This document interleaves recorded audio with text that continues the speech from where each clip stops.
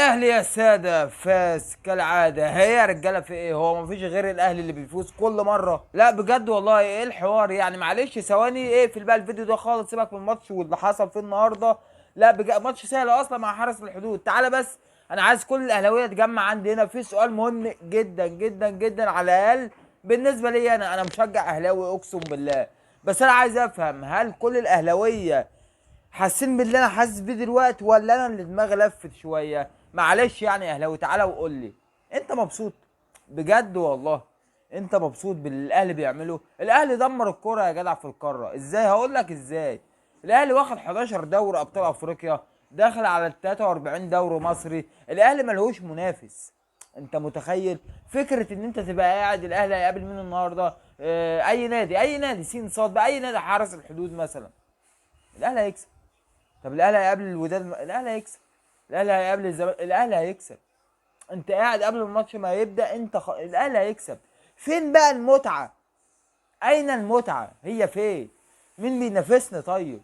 مين جاي؟ الاهلي عامل زي محمد رمضان ما بيقول لك رسائل كل الخنافس، هل من منافس؟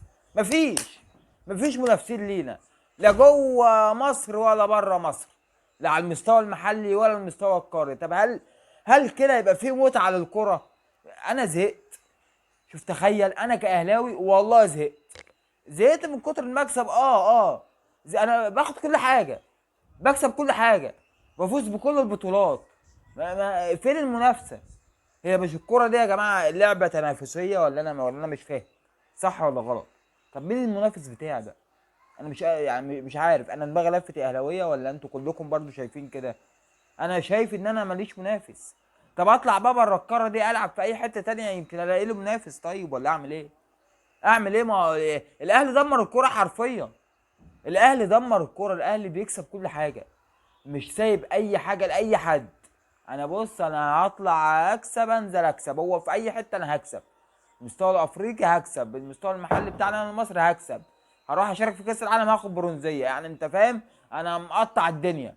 مش معقوله كده. طيب، هل الكلام ده السبب في الاهلي؟ يعني هل الاهلي هو السبب في انه يبقى ملوش منافس، ولا المنافسين بتوع المفروض اللي بيتقال عليهم يعني منافسين للاهلي؟ يا جماعه قلناها بدل مره مليون الف مره، اتعلموا اداره من النادي الاهلي. اتعلموا يعني ايه كيان ومنظومه رياضيه. اتعلموا، مش عيب، مش غلط.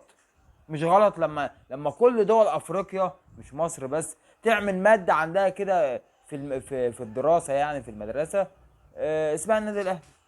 النادي الاهلي من المفروض ان هو يتدرس في كل الدول الافريقيه.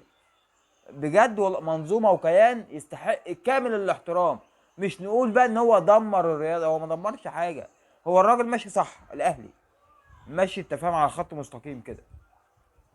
خسر كسب دي كوره، انما انا الخط بتاعي مش هيتعوج، انا هفضل ماشي على نفس الخط. كسبت خسرت، انا ماشي بنظام وسيستم معين. انا كسبان انا خسران، مش قصتي. الكرة فيها مكسب وخسارة، انما الخط بتاعي، السيستم بتاعي مش هيتغير، وهو ده سبب نجاح النادي الاهلي. اتعلموا يا جماعة، مش غلط والله ومش عيب. اتعلموا من النادي الاهلي. واخيرا عايز اقول لكم مليون مبروك على المكسب النهارده، ومليون مبروك على المكاسب اللي جايه، وعلى الفوز الكتير قوي اللي جاي. مليون مبروك على البطولات اللي ان شاء الله باذن الله هنحققها الموسم ده. يعني نقول الدوري الرابع بطوله، وان شاء الله ايه، نقفل اللعبه في الموسم ده ان شاء الله باذن الله. مبروك لكل اهلاوي، شوفوا وشكم على خير. سلام.